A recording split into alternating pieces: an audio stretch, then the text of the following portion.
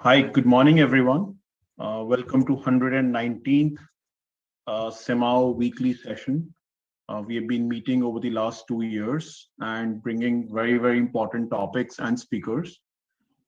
Today, we have one of our favorite speaker. We had a session about last year, if I'm not wrong, about 6 months ago. And we are blessed to have another important session on nutrition, which is almost a part of our daily life.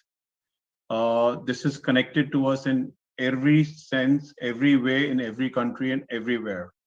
So one of the most important sessions we are having today, and we are having a session on inflammation and diet. What is a correlation? And to talk about this, we have Ms. Ishi Khosla with us. She's a practicing clinical nutritionist, columnist, author, entrepreneur, and researcher. She's a founder of Celiac Society of India and Whole Food of India. We all know about Whole Food. She's a formal consultant for Max Gangaram Hospital, EHIRC. She's been facilitated by the President of India for the work in the field of nutrition. She's been awarded by numerous well-known awards, which includes FICCI Excellence Award, Women Achievers Award, and many other. She's a trustee for Food Future Foundation. She has many books under her name. Some of them are Eating at Work, Diet Doctor, The Wheat Killing You, The Cholesterol Facts. And we have her on this forum to talk about this topic. Over to you, ma'am. Thank you. Thank you very much, Saurabh. And it's wonderful to be back again with this distinguished audience. And thank you, CMAAO, for having me once again. So a very good morning, good afternoon to everybody around the world. And what I noticed post-pandemic is really an infodemic, and the spotlight on diet, nutrition, health, and food has become like never before. It is assumed center stage, and the problems we are seeing today post the COVID and post vaccinations and is like really staring us in the face. And the common thread with all of these conditions is inflammation. So when Saurabh asked me, what will you speak on? I said that covers everything. So we just need to understand inflammation.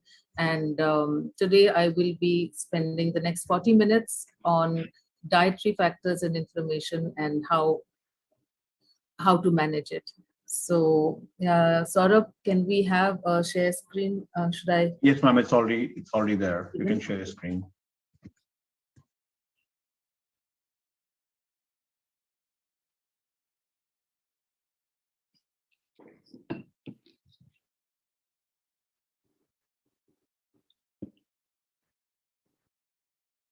Let me just get the view.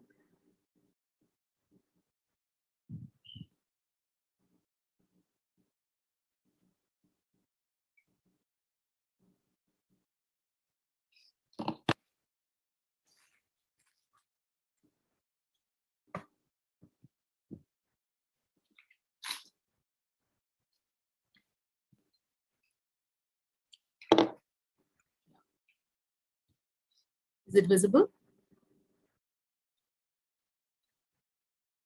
Saurabh, is it visible? Yes. Yes, it's visible. Yeah. So to this elite audience, I don't need to just one second, explain what is inflammation, and but still for the sake of order, I will do that. And it is basically the host defense response that is triggered by harmful stimuli arising out of an injury or infection. So acute and chronic inflammation differ, whereas acute inflammation is protective, chronic inflammation is undesirable and the underlying cause for all the chronic inflammatory diseases. So that is where we are going to be focusing on. There is enough evidence today to suggest the relationship of almost all head to toe, all organs in our body, and inflammation and health outcomes. So whether it's a heart, whether it's the diabetic issues, respiratory issues, bone issues, metabolic issues, neurological issues, and now even things like psychological problems, developmental problems like autism, and reproductive issues are all linked to chronic inflammation. And there are all these other conditions, which in this audience, I don't need to go over the slide, but I'm sure you're all aware of it, right from autoimmunity, Crohn's disease, rheumatoid arthritis, polymyalgia, tendinitis, bursitis, laryngitis, gingivitis, gastritis, etc., otitis, celiac disease, and diverticulosis. Um, uh, the I'll just move to this slide first. The diet, the inflammation connection with health outcomes has been now, quantified literally with diet. And let me go back to my first, the causes of inflammation. There are, diverse causes for inflammation in our environment, the entire ecosystem. So I will, before I go to the dietary causes, just list the commonly recognized causes, which include dysbiosis of the microbiome, oxidative stress, obesity, unhealthy diets, excessive alcohol consumption, smoking, sedentary lifestyles, and on the other hand, excessive exercise, chronic infections, chronic medication, disease conditions and injury, early lifestyle, early life nutrition, sleep deprivation, chronic stress, and today we can even add vaccinations. But the largest cause of internal inflammation is food that we eat. And this correlation has been now with robust evidence. Scientifically, they are trying to actually document the relationship of the inflammation in the diet correlating with the health outcomes. And this index is called the Dietary Inflammatory Index, DII. And this was just developed for the actual quantification of the correlation of various conditions. And so far, this is a very recent, the index has been developed very, very recently, and we found very strong correlations with digestive cancers, with colorectal cancer, with prostate cancer, with all causes of cancer overall. So there is no, there is no doubt that today what we need to work to correct the epidemic of diseases which is staring us in the face. From eight, I mean, all of them, I would say, we need to look at inflammation. And since diet seems to be the number one factor, I think we can modulate and intervene very, very easily. And the Hippocrates, the father of modern medicine, 2,500 years ago, had proclaimed that all diseases begin in the gut. And today, all the science that we are seeing is supporting this fact. And all of this now is being studied very, very closely.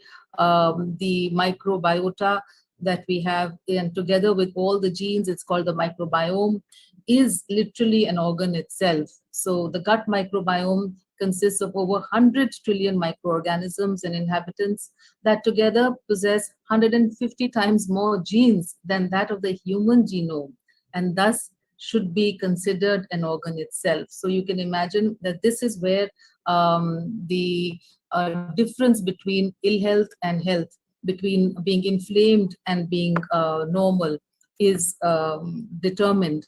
And these microbiota together. Ma'am, sorry to interrupt you. The slides are not moving. Are not moving. Yeah, we are on the first slide itself. Oh, maybe. Maybe you need to enlarge your slides from the bottom of the. I thought they were moving. I'm reading from there. It's not showing up on the screen. Okay, just let me go back.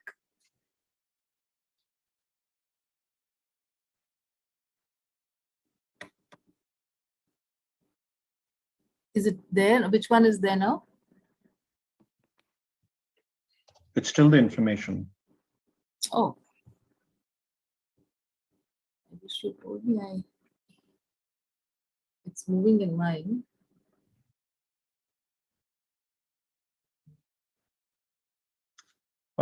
Can you press? Do you see at the bottom corner there is a enlarged sign, the Yeah. plus and minus? If there is a presentation mode in that. Can you press that? I think that will work then. On the right side bottom. Yeah, your right side bottom. There is before the minus sign. There is a presentation sign. I'm just going back now. Yeah. Okay.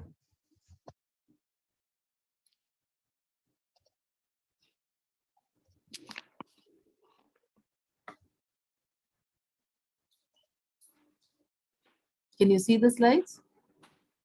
Yes, we can see the slides, and but it's the same mode. Can you? You need to do a presentation mode.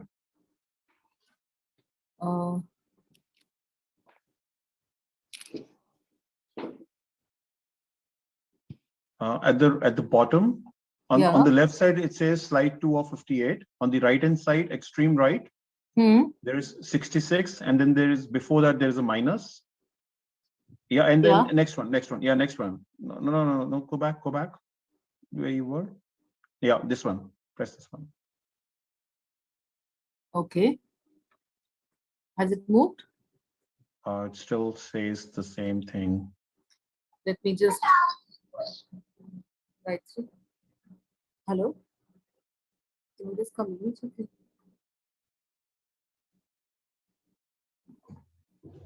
Yeah. Hello? Yeah. I'm just trying to figure out what I just tried it before this and it was moving. Yeah, in fact,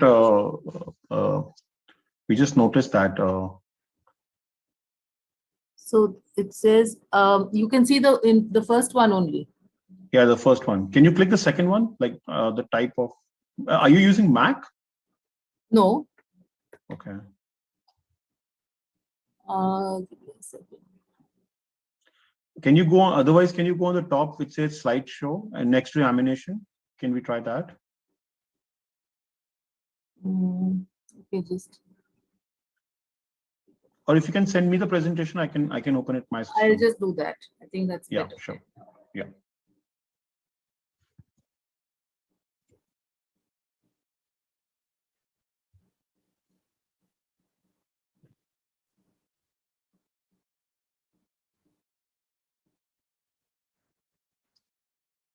Just check.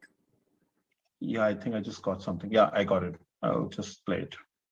So You can close it. I'll stop sharing. Yes. Okay.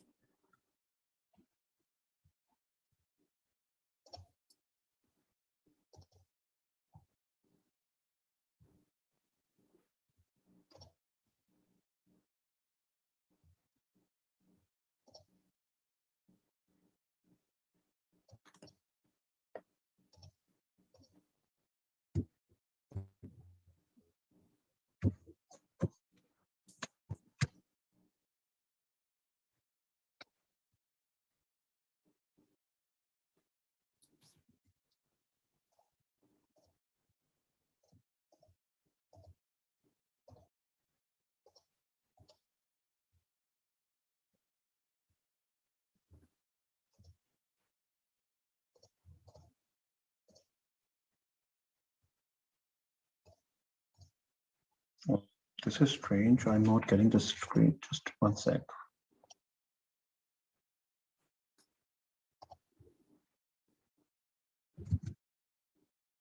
Got the got the message. It says delivered. Yeah, I got it. I got this thing, but I.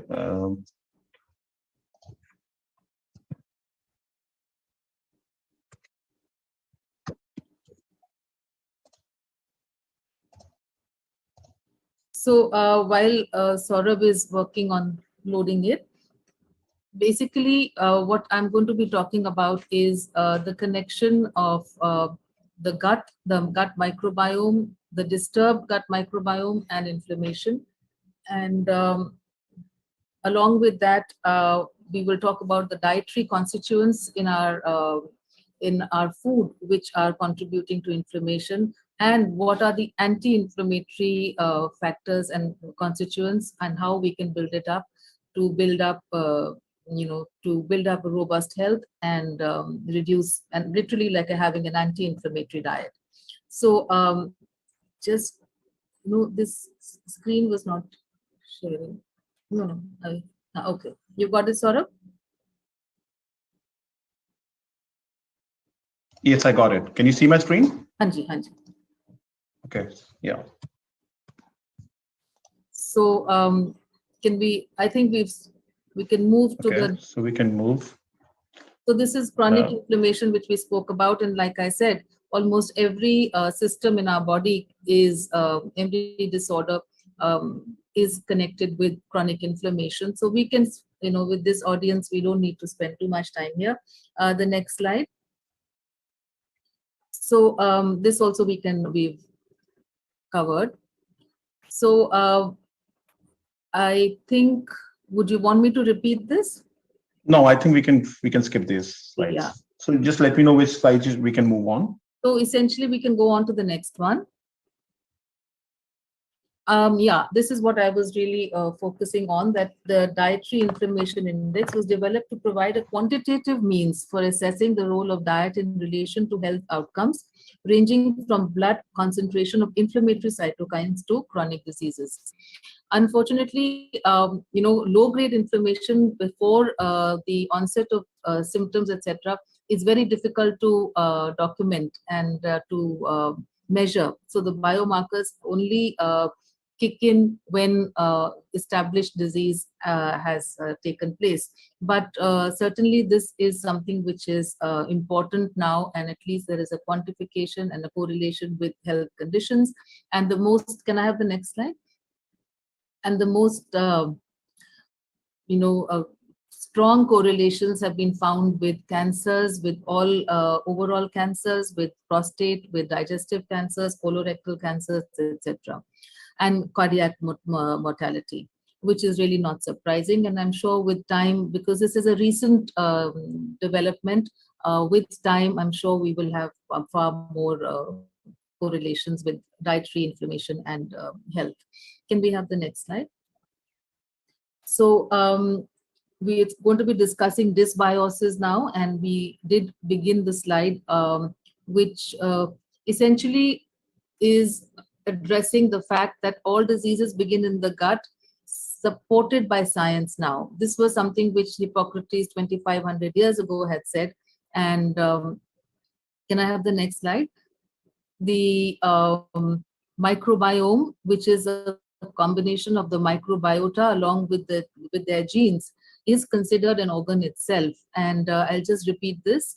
The gut microbiome consists of over 100 trillion microorganisms which inhabit the gut, which together possess 150 times more genes than the human genome, than the host, and therefore should be considered an organ in itself.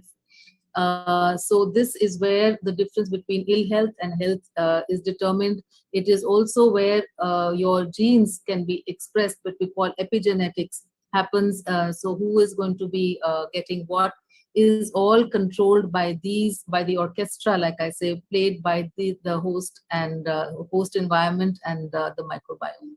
So any disturbance here is called dysbiosis. And dysbiosis is something which sets the path for the next slide, please. For the course which follows deficiencies, disorders, and diseases. So if we are in imbalance where the good and the bad balance of bacteria and fungus and viruses which are inhabiting our gut is disturbed because of faulty diets and our environment, this is what we see. And it's completely in sync with our clinical experience as well. So what are the common causes of dysbiosis and a leaky gut, which I'm going to be explaining again shortly.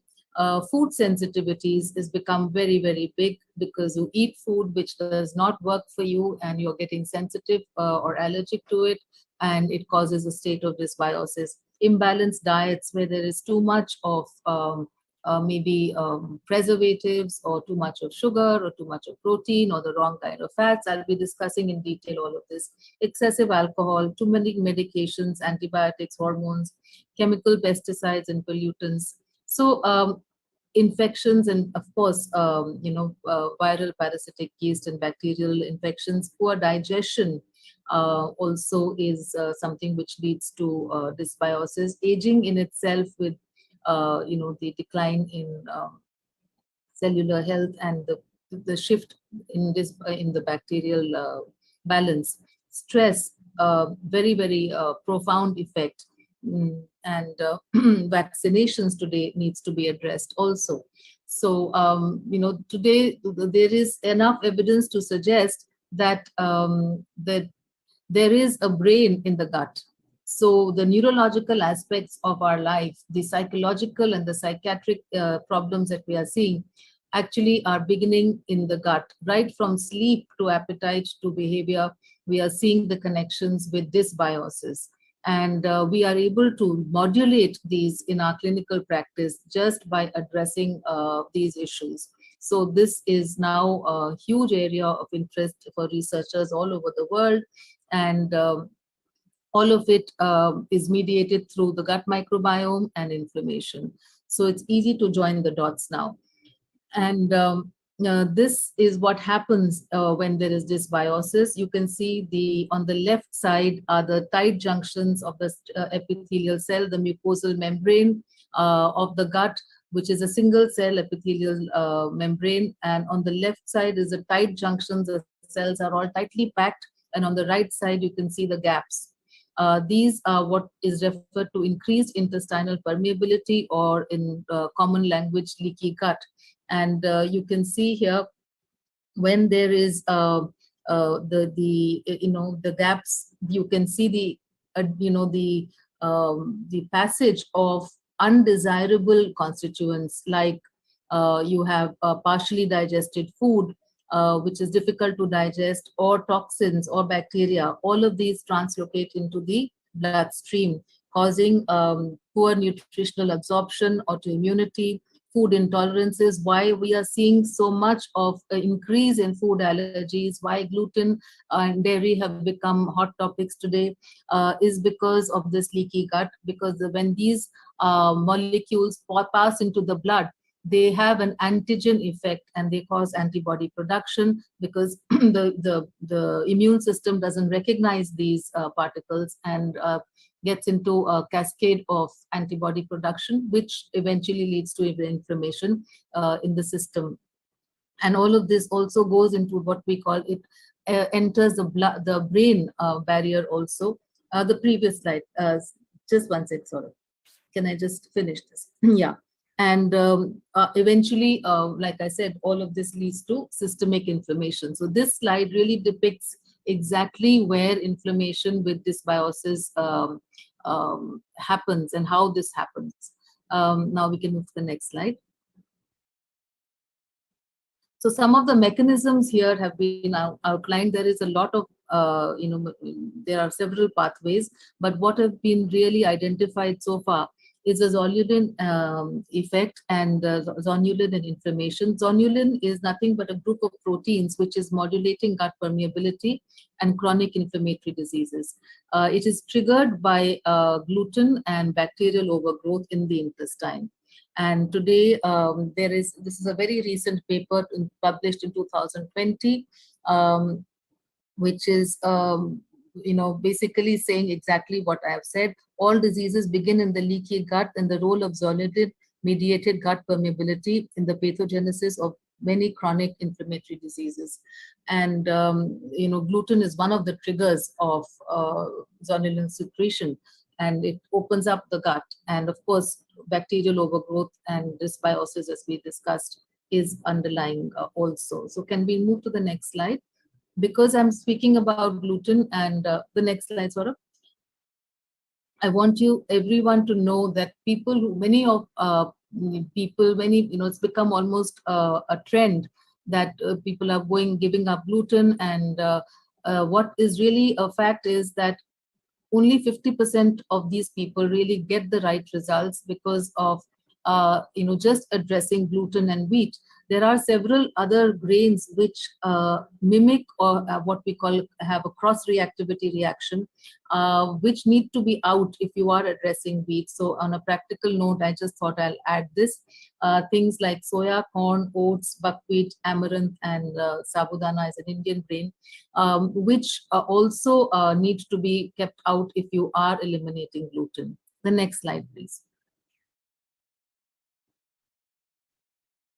Dysbiosis and lipopolysaccharides, the LPS connection. LPS is something which is derived from the gram-negative bacteria in our gut. And when this translocates into the bloodstream because of the break in the barrier, because of the intestinal permeability, it leads to a state called metabolic endotoxemia, which is very, very highly correlated with systemic inflammation.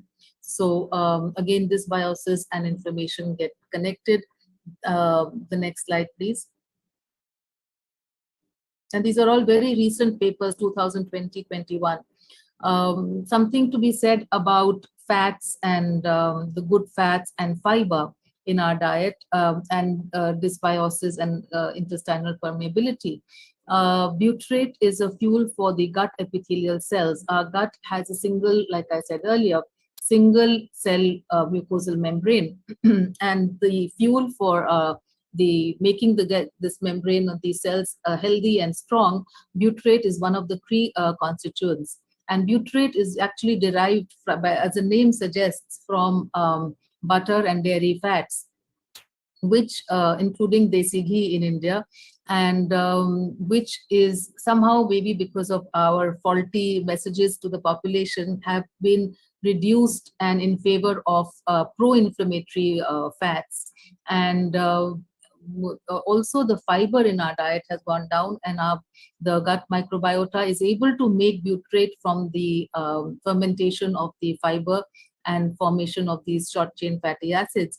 However, we find that both fiber and these fats have been on the decline in the last 50 years, and may be contributing to the increase in intestinal permeability, and also explains why in our traditional medicine, in our systems of healing, ghee has a huge important therapeutic and healing role to play. So we do getting better at understanding these things and not merely dismissing them as saturated fat and etc. etc. The next slide, please. So after dysbiosis, we are going to move to the dietary factors which contribute to inflammation.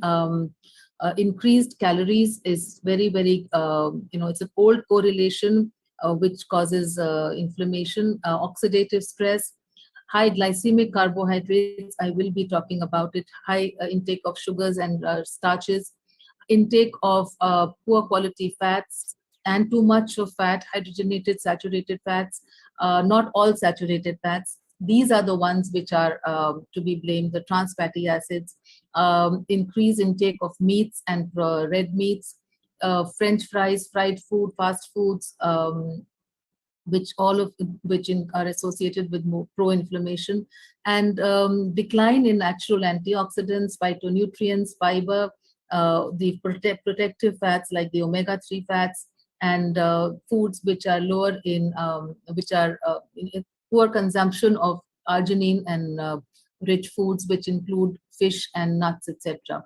So essentially, there has been a skewed sort of balance in the intake of protective foods has gone down, and the pro-inflammatory foods have gone up. And so it's not surprising that we are seeing these inflammatory conditions. Next slide, please. So I, for the sake of easier understanding, made this slide, and for everyone to understand that we basically in nutrition have three nutrients: carbohydrates, proteins, and fats.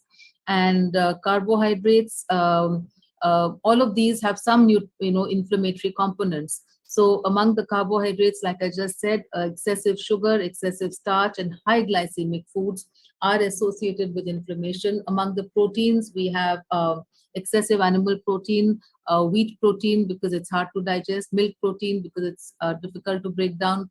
Um, and protein powders is something I thought I must talk about because that has become the trend, along with the very healthy trend of physical activity and gymming and exercise has come with this baggage of protein powders, which are highly pro-inflammatory and counterproductive. And among the fats, we have trans fats, reused oils, refried food, an imbalance between the N6 and the N3 fats. I will discuss this a little bit later. Low intake of protective butter and ghee. In fact, if you look at the Mediterranean diet, which is pretty high on these kind of saturated fats and butter, and of course, dairy, and they are one of the lowest inflammatory, diets, as well as the lowest incidence of chronic inflammatory diseases. So we do now get the science better than we did earlier. The next slide, please.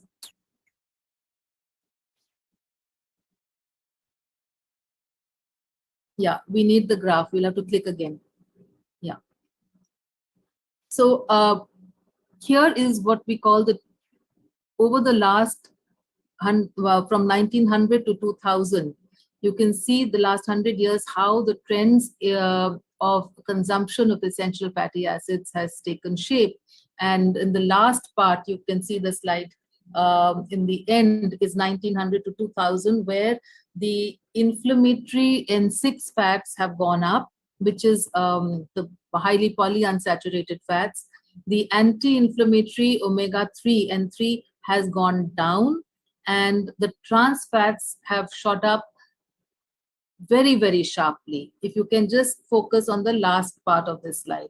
So you can see the protective fats, as in the N3 fats, good fats, have gone down.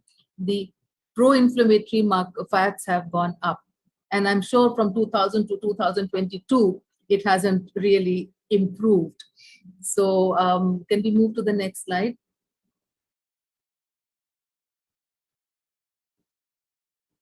So let's begin with the pro-inflammatory trans fats, which are so, we silently, insidiously, they have entered our food systems and our diets on a daily basis.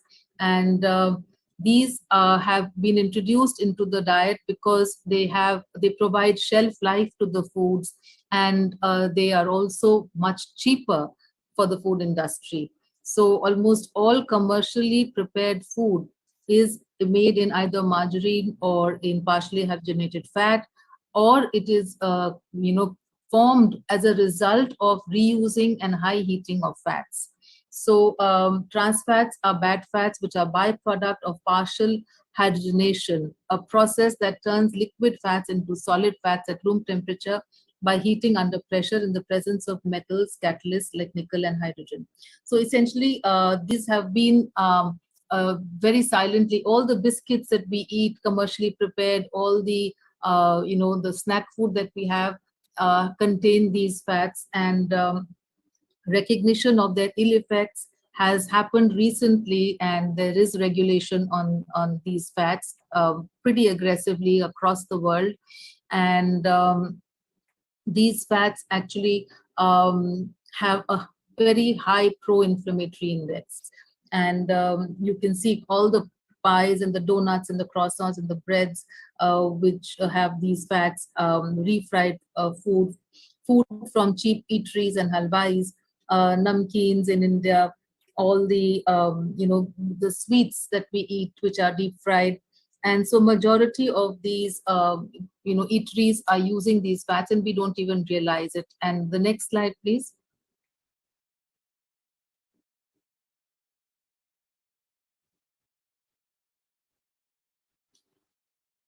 Before I move on to explaining this slide, the irony of our lives is that trans fats have entered our diets without our realizing it, and have also been marketed as heart healthy. So because of the cholesterol, I'll just explain that in the next slide. But here is where you need to know the quantification of trans fats. Today, like I said, there is aggressive regulation by governments across the world, including in India, that trans fats should not exceed more than 1% of the total calories.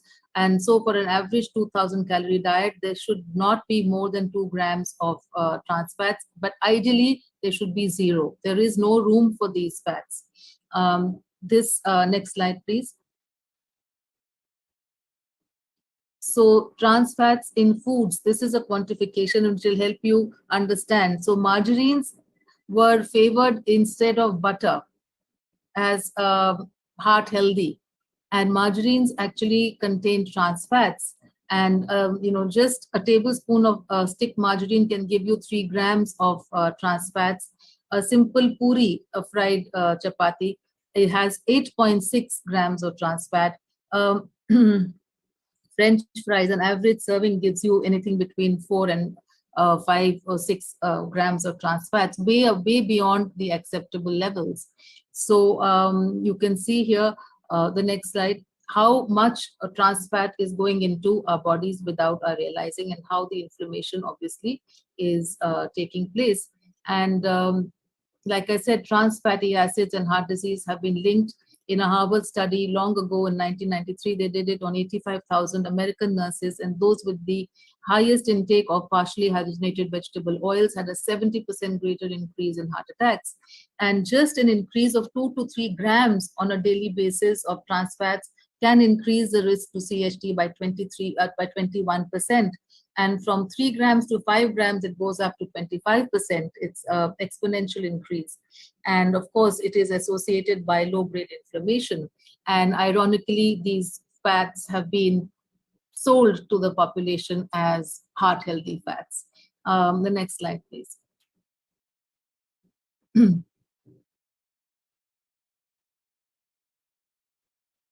So I'm not going to get into the biochemistry and the mechanisms. We can skip this slide, but they are very clear. They increase C-reactive protein and insulin resistance. At the end of the day, this will take a long time to discuss. Can we move to the next slide? Let's move to the good fats, and in terms of protective fats, omega-3 fats and the omega-6 fats. Now, what are these? Basically, these are all forms of what we call polyunsaturated fats, and there has been a very unfriendly and I would say unfortunate balance between the N6 and the N3. Can we have the next slide? Thanks to the introduction or replacement of traditional fats from our kitchen, moving on to highly polyunsaturated fats like sunflower and corn and soya bean, etc. This balance has been really messed up, and you can see here the optimum ratio actually should be 6:1, should be 2:1 or 3:1, the N6 and N3 ratio. And historically, it has been 3 or 4:1, which was very good, which means the pro-inflammatory and the anti-inflammatory benefits can be balanced. In Europe, these are latest figures, 15:1. US is 25:1. India stands at 40:1. And India used to be almost like 200 plus, I have read somewhere, is to 1. So highly skewed balance between the N6 and N3 ratios, and lowering this ratio clearly reduces inflammation. So can we have the next slide? So this is where the tilted, the skewed balance is. And if we lack key nutrients and we eat unhealthy diets, this balance is really out of sync. And very easy to bring back by getting back into which I will just discuss. Can we have the next slide? This is a slide which is just showing on the right and the left. We have on the right a normal functioning cell where the cell wall is absolutely soft and flexible and the nutrients are entering very easily. And on the left, we have a rigid cell wall, which is not allowing the nutrients to get absorbed.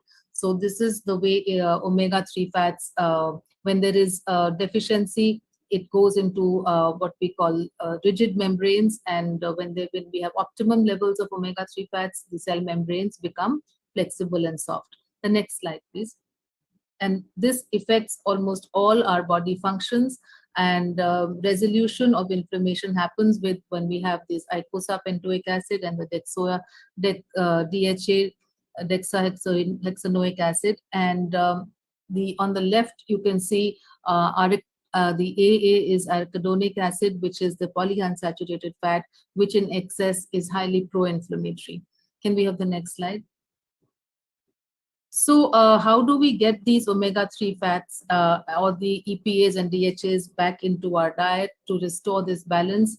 Of course, for all the listening audience who is in close to marines and oceans can get fish and fish oils, but for those who are not, it may be easy to also get enough through plant sources. And these are where these are very, very concentrated flax seeds and mustard seeds, sesame seeds, even green leafy vegetables, some grains like bajra, soya bean, kidney beans, and some dals, methi seeds, fenugreek seeds, and chia seeds.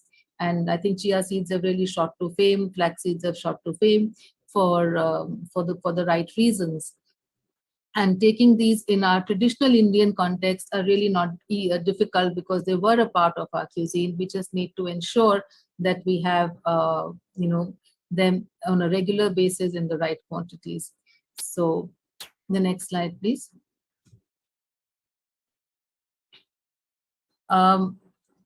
Now we address some of the micronutrients which have been associated with inflammation.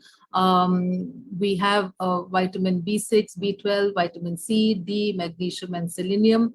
I do have slides on explanations, but I will not spend too much time there. But clearly, these deficiencies of these have been associated with inflammation. And something which has been ignored for a long time is vitamin B6.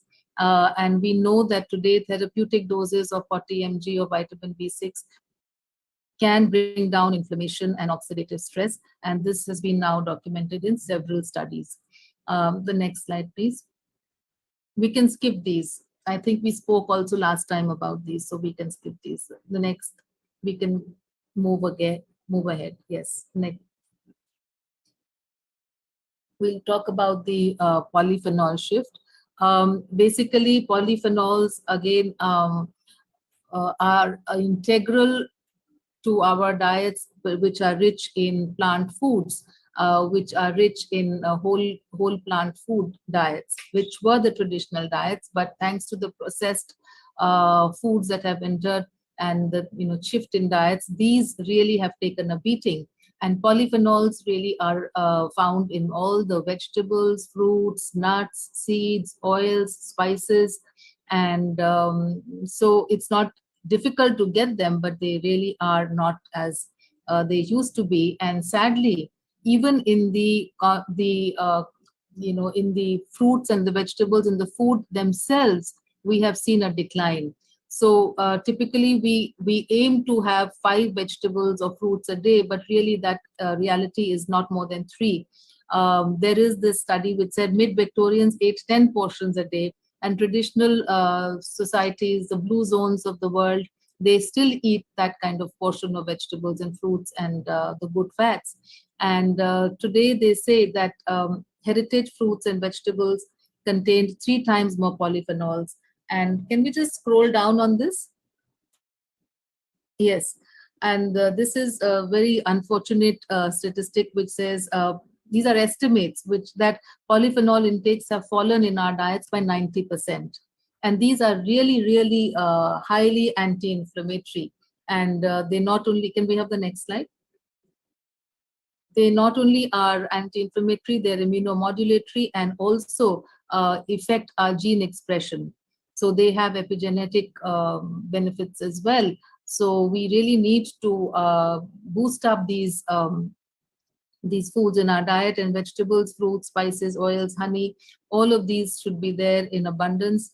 And one of the easiest ways of practically dealing with this is what I say: when you eat serve yourself, at least half the plate should be full of these vegetables, and a rainbow colored diet which has almost all the colors in the rainbow, at least 5 to 7, if not 7, on a daily basis. And I also go on to say that the next slide, that at least dedicate one meal. Oh, no, the previous slide again. Dedicate one meal to this food group, which is like having just vegetables, soup, salad in one meal, or just a breakfast of fruits predominantly. So that way you ensure that you get the right portions of these highly valuable foods. The next slide, please. Since we did mention early life nutrition in causes of inflammation, I've just put this slide to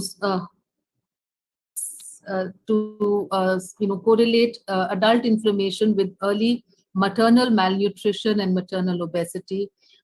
Placental crossovers of antibodies also happen in women who are food sensitive. So you begin with the disadvantage. Particularly, we've seen gluten antibodies to gluten crossing over through breast milk and type of birth and breastfeeding.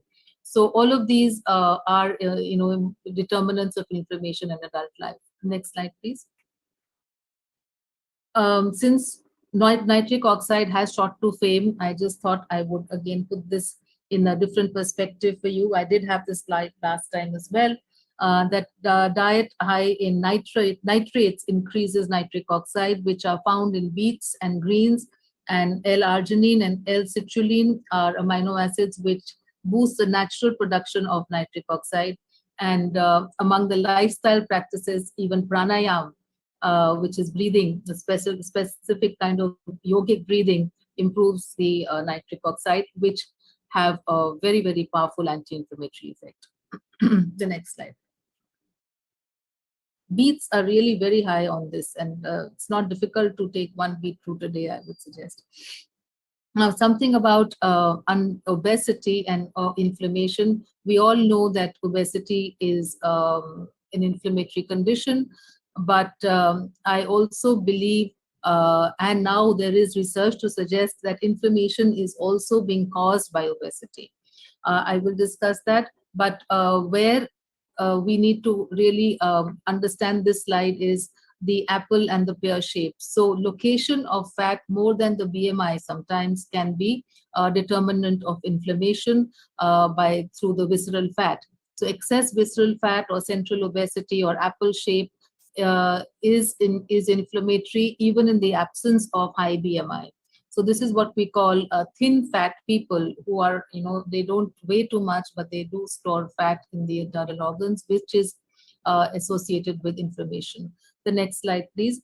I don't think I need to go into what the targets should be, but clearly the WHO and the bodies have been more strict with the South Asian population, and more than 80 centimeters for women and more than 90 centimeters for men is considered excess, the measurement on the waist.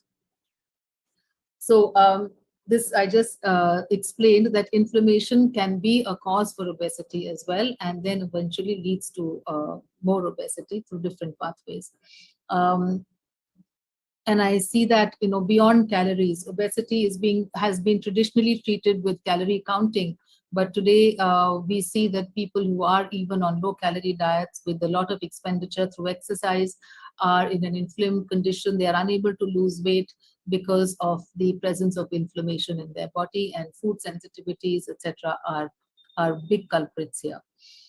Obesity and atherosclerosis and inflammation. I think we just need to know for the listening audience here that it is a form of inflammation which impairs also endothelial cell function, which is predisposes to atherosclerosis.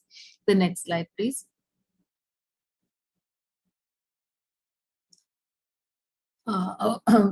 This is again a biochemical pathway. Let's forget this. We will not discuss this in detail. It's not necessary. Now let's talk about carbohydrates and the variations in blood sugar levels and insulin levels in our daily life. This is just a graph which is showing the diurnal, variation from breakfast to dinner. Essentially, this is all mediated by the kind of carbohydrate. The next slide, please. By what we call the glycemic index, which measures the ability of a food to raise blood sugar levels, and of course, the total carbohydrate intake. So these insulin secretions, as well as the, the blood sugar levels vary because of these two factors, and of course, our hormonal variations as well. So foods which have high glycemic index, which shoot up the sugars and the insulin rapidly, are pro-inflammatory. And some of the foods which we know, like honey, glucose, etc., have high inflammation. So even things like rice and wheat have high glycemic index. But here I must say that glycemic index, or the ability of a food to raise blood sugars, can be modulated by mixed meals, by taking more fat, more fiber, or more protein, or mixing it blunts the response of the individual, of the meal, rather than the individual food.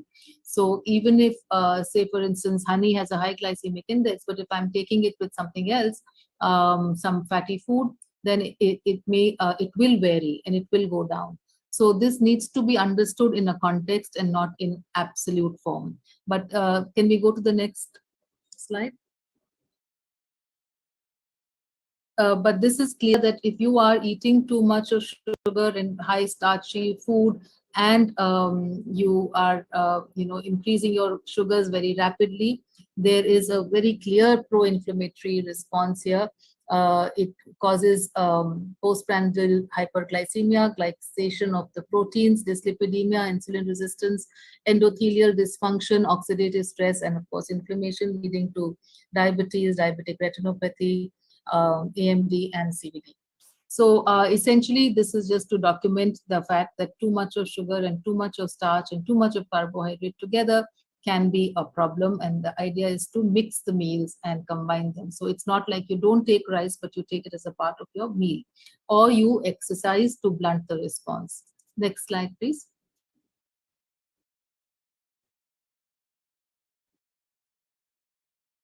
This we will again not need to discuss. We've already explained this. Low glycemic diets have an anti-inflammatory effect, and this is a biochemical pathway. We can skip this. Next slide, Saurabh. So something to be said about fasting, because also fasting has become a trend, and intermittent fasting is becoming very, very popular. And this was again a part of our traditional societies. Almost all traditional communities across the world have always an integral part of their practices, which is some kind of fast through the year. And in India, of course, we can boast of several kinds of weekly fasts and monthly fasts and quarterly fasts and navratras, etc. So these were not without reason, because we now know the effect it has, on a positive effect it has on the body, and the inflammation. And these are recent studies. Mount Sinai's researchers discovered that fasting reduces inflammation and improves chronic inflammatory diseases, which is showing profound benefits for longevity, fighting disease, and of course, mediated, even intermittent fasting is now showing these kind of results. The next slide, please. These are the mechanisms. It reduces the circulating monocytes in healthy humans. Fasting reduces monocyte metabolic and inflammatory activity. Hepatic energy sensing regulates homeostatic monocyte, while CCL2 is a kind of a cytokine. Fasting improves inflammatory diseases without compromising antimicrobial immunity, which is very, very important, because most people say, oh, if we eat less, we will become malnourished, or it will affect our immune system. So fasting does not defies that, and it actually boosts your immunity and reduces inflammation. And caloric restriction, of course, from times immemorial has been found to be useful in longevity. and mediated through improving inflammatory and autoimmune diseases. The next slide, please. So how does one know that one has chronic inflammation? So actually it is chronic systemic inflammation is very, very slow. It begins very early in life, and there is first tissue damage and then the disease. And it has a long, what we call preclinical phase, which can be into decades. So it's very difficult in those times to document it and to have markers which are positive. And we see that in clinical practice where the patient has no marker which is really elevated, but we know that the problem, he already has some kind of a chronic inflammatory disease. So there are no markers in early stages, but typically we can see the blood pressure, diastolic blood pressure is an indication, varicose veins, hemorrhoids, accelerated skin aging, itis, which is basically feeling very sleepy post-meal. It's called food coma, depression, allergy, which is really interesting because we never really thought that it could be correlated with inflammation. But certainly these are simple ways of assessing a chronic inflammation. The next slide, please. But there are biomarkers of inflammation in clinical practice. There are several of them. I haven't put them all down here because we don't use them in our practice.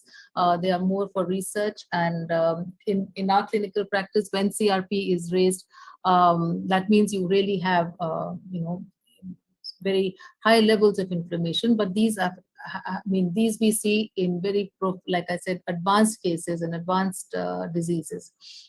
Very often, mostly we find these normal, but this is one of the markers which is well known. ESR, white cell counts, albumin, fecal calprotectin, raised ferritin and B12. I put these down, raised ferritin and B12, because we do see these, and sometimes they are hard for the clinician to interpret. And I pretty much I'm able to deal with them once we improve the diet, we make it anti-inflammatory. The raised ferritin and B12, which are unexplained, absolutely come down. And raised ferritin in very often is associated with low hemoglobins. So I just thought I'll put that down. Of course, needless to say that when you have a high cholesterol, high LDL, high uric acid, or IL-6, these are all metabolic diseases which are now associated with inflammation. So I would put them as markers of inflammation in clinical practice. The next slide, please. So anti-inflammatory foods, we have spoken a lot about these. Dedicate one meal to this group. And also introduction of probiotics, prebiotics, and postbiotics. Next slide, please. So these are listing some of the anti-inflammatory foods, which include the antioxidants, vitamins we spoke about, the cold-pressed oils, extra virgin, say even coconut oil has gone out of fashion, now it's coming back.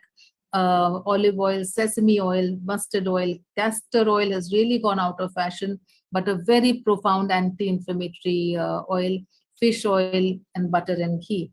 Turmeric, ginger, herbs like Boswellia serrata, tea, coffee, which have flavonoids, and loads, and even chocolate have loads of polyphenols, resveratrol in wines, and of course all the brightly colored vegetables and fruits. The next slide, please. So basically, this is just a summary to sort of enumerate what anti-inflammatory diet should look like and should be. It should be high on nutrition, antioxidants, polyphenols, and typically what we call a rainbow diet. It should have probiotics, prebiotics, and postbiotics, and fermented foods to improve the microbiota. Gut health should be addressed. It should be good digestion and address food sensitivities. It be rich in good fats, adequate protein, fiber, and fluids. It should be low in glycemic index and carbohydrates and free sugars. It should be zero or low, very, very low on trans fats, I would say zero, and processed foods, avoiding excess alcohol in moderation, and of course, an anti-inflammatory lifestyle, which goes without saying. So I think the last slide is just highlighting all that we have spoken in the last 1 hour, that the road to good health is actually paved with an anti-inflammatory diet and a healthy gut. So I'll conclude here and we'll be happy to have questions if there are. Thank you very much. Thank you so much for exhaustive and very well presented. I think nobody can do justice to this topic. So we have our chair, Dr. Chong, and all other speakers here. So we open this forum for question answers, and over to you, Dr. Chong. Hi, Prof. Khosla.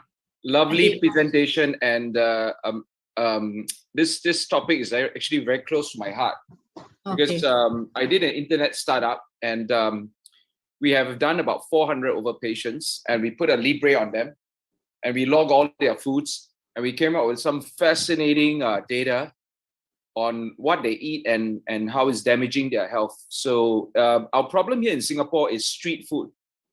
You know, street food is cheap, but it's got a lot. It delivers only two things: flavors and carbs. And you know, it's a disaster for our chronic disease situation here. Mm-hmm. And our diabetic rate is has gone up in the last 3 years due to COVID as well.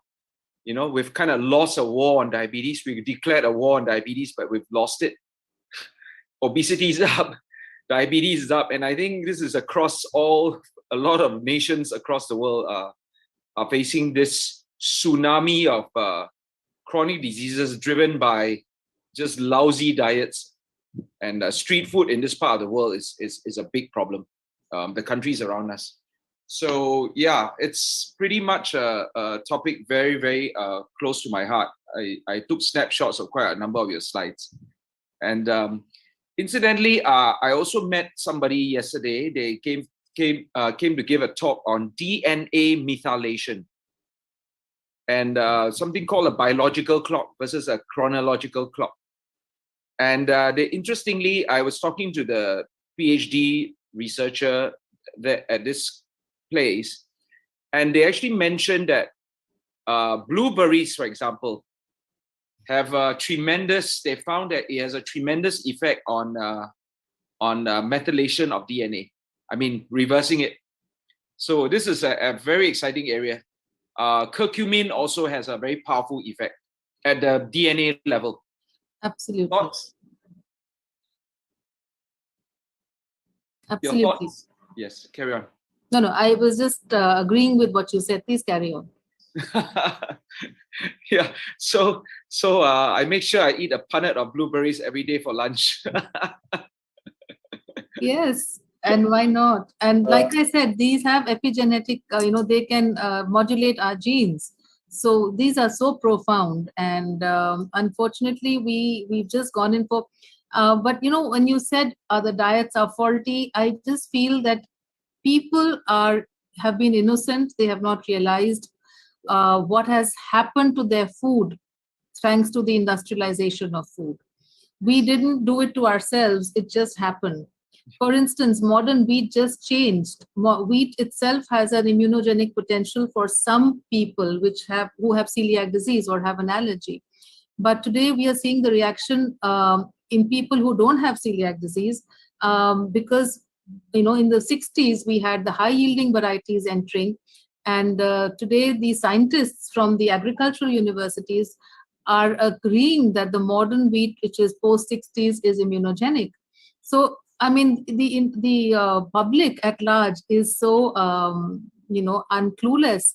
Professionals are clueless, but yes, this industry has really taken a toll on our health, and we need to understand the connections and and now it's all actually worsened with the pandemic. Prof, and Dr. Kuzi, you have a question for Prof? Yeah, thank you so much. Very, very good presentation. Just would like two questions. One remark. You mentioned vaccines, but you didn't say anything. And my question would be: how do you, in a poor community, what would you advise them to take, that it's not expensive, that Yes. you know that they will get their nutrition? Thanks. That's very good. I didn't get the first part of what you said. Toxins? I did. Vaccination. Vaccination. Vaccination. Okay. Yeah. Absolutely, very good question and great point here, because we are talking about blueberries and avocados and olive oil, but that's really not the reality for the masses. And so what do they do? And to be honest, what I see here in India, at least in the villages, they are far better off in their overall health. I'm not saying they're not having health problems. They are having nutritional deficiencies and even the chronic inflammatory diseases that we are seeing, but in a much lower, much lesser way than before. I mean, much less than the urban population. So in the rural population, just they grow their own food. So for anybody who is looking at sort of a low income sort of solution, eat your food with which is grown without pesticides, or which is grown as naturally as possible. Have a fresh vegetables which have a very high polyphenol content. They the rural population is able to grow their own patches, and in fact even in the urban today there are the suggestions to do farming at home on walls and in whatever spaces are available. So eat as fresh as possible and avoid all the processed. When these populations need not have all the biscuits and the junk snacks, even the instant noodles, which are very cheap. Like Dr. Chan said, they are very cheap and attractive to the poor, but they should be somehow brought away from those and have simple grains and vegetables. Even say greens all across the world are not expensive. What we call them sags in India. So the sags are available and growing very easily, and they're very high on polyphenols and, like I said, in the nitric oxide factor. But we don't have to get into the science of everything.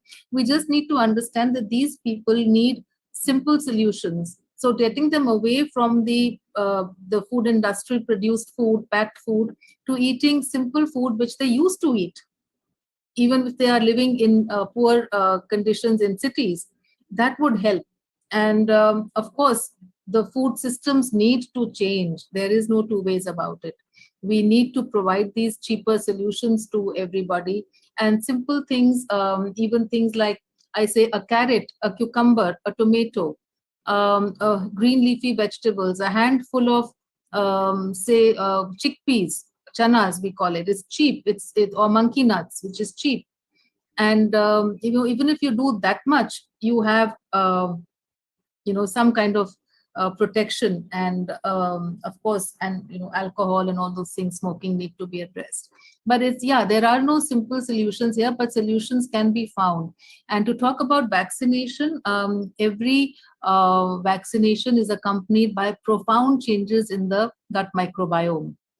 And mostly the host is able to deal with it, but certainly there has been a conversation now on a post-vaccination diet, which can not only boost the effect of the vaccination and make it better for you, but also protect you from the dysbiosis which is accompanying the vaccination. In fact, I'm using this time to tell you that one of the Russian scientists in the early days, when the vaccinations had just started in Russia, sent out an advisory for no alcohol for 3 months post-vaccination. And he was really poo-pooed and asked to keep quiet. But certainly there was merit, and we understand why he said that. So vaccinations come with their own baggage and they are needed in the pandemic. But we also need to be cognizant of the fact that if you've had a vaccination, you need to lower the or I would say raise the pro-inflammatory components through probiotics and prebiotics and an anti-inflammatory diet. Prof, Just to add, Dr. Chan, just to add over here, I think Dr. KK used to be very close to you on this front, and he used to say one subject on this, that street food is not cheap, it's expensive because you need to buy that street food. What is cheap food? You always need to buy that cheap food. What is the cheap food? Is carrot. You can go buy and buy a carrot. I don't know, in India, like we buy ghee, tori and all that stuff. It's the cheapest food and it's the most healthiest food. Yes. So I remember the statement he said once: street food is not a cheap food. You have to buy that street food. The cheap food, we recommend you to eat cheap food, which is like, and also like a lot of food like Mexican, Lebanese, and all those foods are derived from the Indian foods. Like Lebanese is more of chickpeas and Mexican is more of beans and all that stuff. So Yes. it's added with a lot of vegetables, a lot of first kind of vegetables. Those are all, you can make it as a very cheap food at your house, and which is good for healthy things. Yeah. Absolutely. And when you're talking about the Indian tradition, I will definitely want to share something which is so integral, cheap, and traditional in our culture. Khichdi. Khichdi is a super bowl actually, which is a combination of rice and dal, lentils. It's cheap. It's cheap like for anybody. The cheapest food. Add your greens to that, and even if you were to eat it twice a day, you are eating very good food, because rice has certain gut healing properties anyway. And when you cook it the way it's, if somebody is sick in India, the first thing that is changed is food is removed and khichdi is given. So it's like a rice, like a rice soup with lentils. And I think that's a super bowl. I mean, it doesn't have to be restricted to the poor, anyone today. And I think Mr. Modi is really propagating different kinds of khichdis as the national food.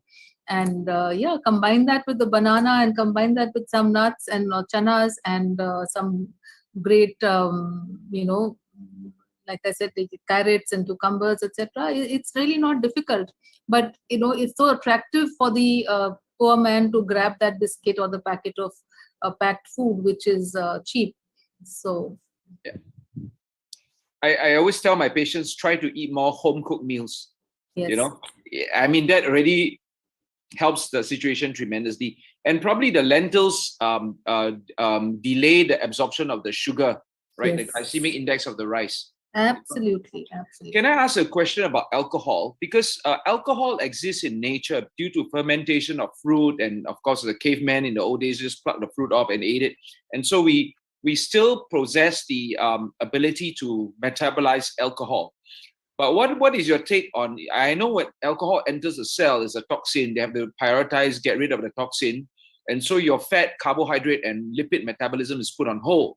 And hence, we found that people who drank a lot of alcohol, especially late at night, due to our Abbott Libre studies, actually went hypo at 3-4 a.m. in the morning, because obviously, the body has to get rid of the alcohol first. What are your thoughts on alcohol and general inflammation and metabolism? So very rightly said. I would just extrapolate this to traditional societies, because you began there. And most of the traditional societies do consume wine or some form of alcohol, and they are longer lived and they have no adverse effects. But I think the bottom line is moderation, number Yes. one, how much you have. So the same thing can be good or bad depending on the quantity. It's like carbs. We need the carbs, but too much of carb is wrong, is inflammatory. So basically, I would just use it as what has been said over and over again: moderation. And people who have chronic diseases, have compromises in the liver, and in general are immunocompromised, definitely need not take it to get that benefit. Fascinating. Yeah. Yes. Dr. Any other Khosla? questions from the floor? Yeah, so one question we have got, you talked about omega-3, omega-6. What about the black seed oil? Does it, like, a lot of people cannot have a fish oil or the omega capsule which has a fish oil in it. So is that black seed oil also a very good for? Excellent. It is got a good blend of omega-6 and omega-3. It has more omega-6, but it is very high on antioxidants. very, very high on antioxidants. So it is a fabulous oil, in fact, used for therapeutic benefits in places where it is used. Prof, what are your own superfoods? What do you eat regularly? What are your priorities? Well, I would say variety. And but I have to say that I gave up certain grains, which I did mention in my slide as well, about 10 years ago, when I was just about 49, maybe now 11 years ago. And I felt profound differences in my health. And so elimination was one thing I did, but addition is typically ensuring I don't eat processed food. I don't eat, things which are synthetic with colors and anything like that. And, a regular Indian diet and a Western diet, a very mixed diet. So variety is what I would say is key, and do address my gut health in simple ways. I'm not hooked on to probiotics, but certainly if there is insult in my food, I look for it. And yeah, pretty much. And my supplements, ensure that whatever, like we didn't speak about magnesium, but I know that magnesium is a very unrecognized, and sadly so. So that is something I take, and vitamin D and all of that. So I pretty much shared what I do. We have some more Magnesium, questions.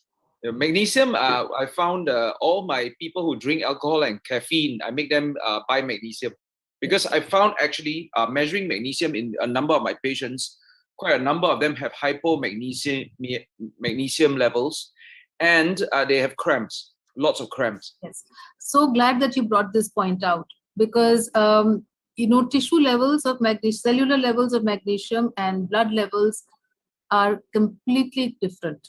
So very often you will find normal magnesium levels, and the patient has typically all the symptoms of magnesium deficiency, which get corrected on supplementation. And so that is a problem with magnesium. Even the patient or the clinician both say, oh, magnesium in the blood is fine, so we don't need magnesium. No, you don't realize you're getting migraines, you're getting constipation, you have insomnia, you have anxiety, you have stress, you have all those cramps, but the blood levels are fine, because the human body is an amazing machinery. We are storing the calcium and magnesium in the skeletal system, and as per demand, and we can't do without magnesium. So it is for the heart rhythm as well. So the body will constantly, it's like your working capital, it has to be there. And when you find blood levels deficient, that's when you are critically low. Yeah. So that is really the end stage of deficiencies. Yes. We also measure quite a lot of ferritin in our patients, and we found that despite people having single-digit ferritins, below 30 microgram is considered low, but we've found a lot of women with single-digit ferritin levels, and their hemoglobin is normal.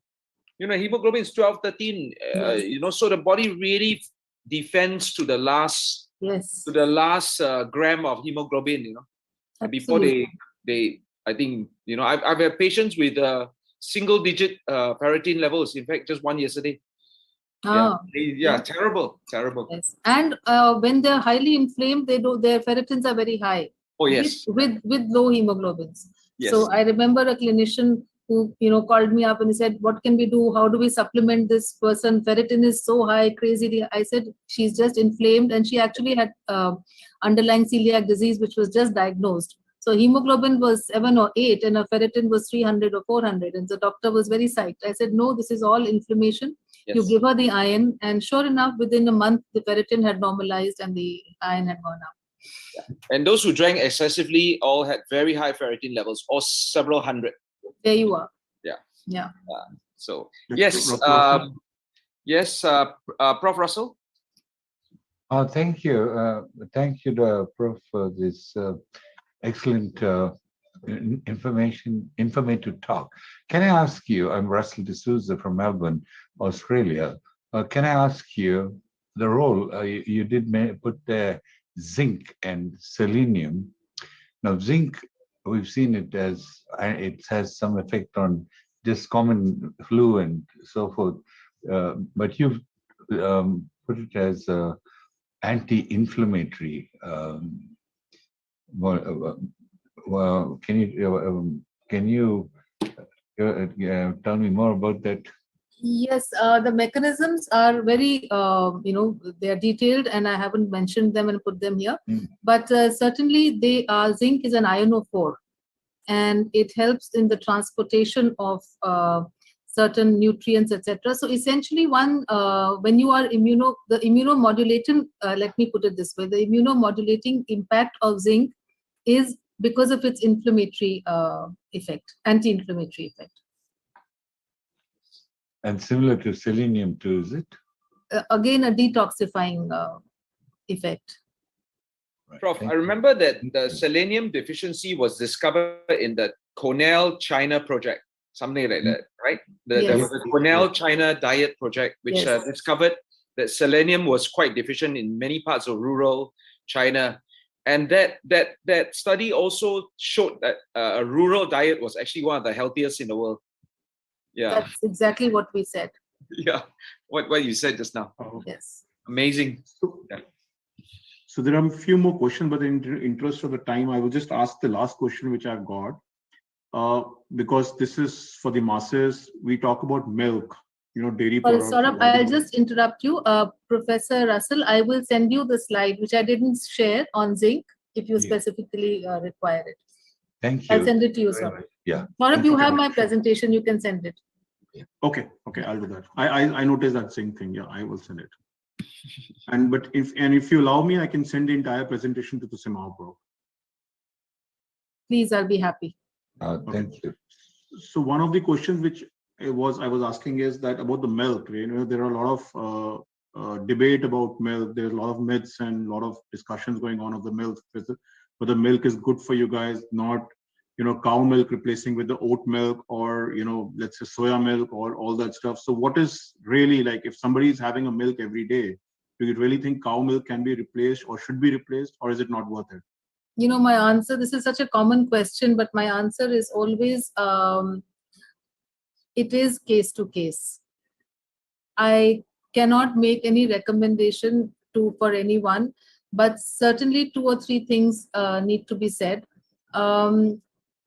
I would say 50% of those people who have gluten intolerance are also dairy intolerant. And I'm not saying lactose intolerant, I'm talking of dairy. Lactose intolerance, again, is something which has been long established and recognized. And the gradual decline in the body's ability to handle milk sugar declines, and you have bloating and those kind of things. But that's really not inflammatory in nature. It's not dangerous. It's not something which it just passes off. You have a little.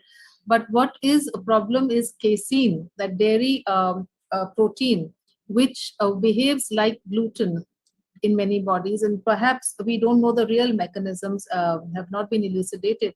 But certainly, casein is a huge molecule, and it crosses even the blood-brain barrier. And people who have neurological problems, etc., can be triggered by milk protein.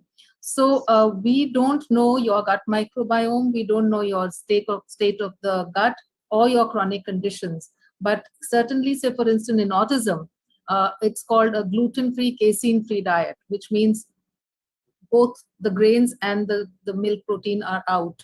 And that means even yogurt is out, and even probiotic drinks which are dairy based are out. And if you have cow's milk intolerance, then of course these are in any case out, but mostly kids grow out of it. And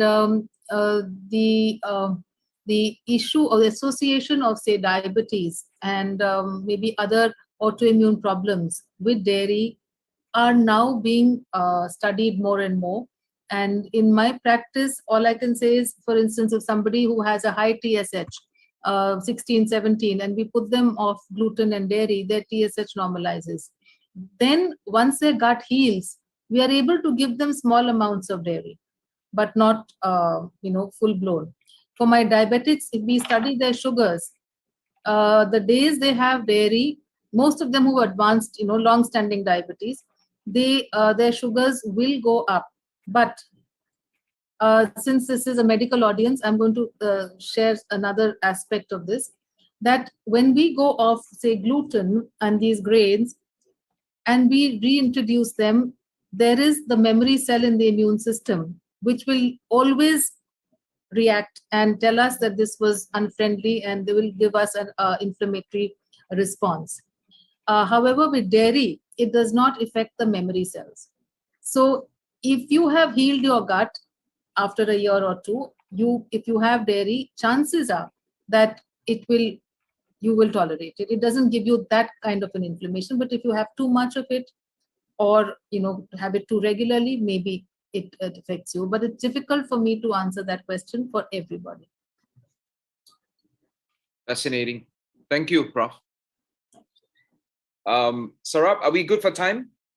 Yeah, I think it's already very late. We have more questions, but I think the next session would otherwise we will not have her in the next session. So Yeah.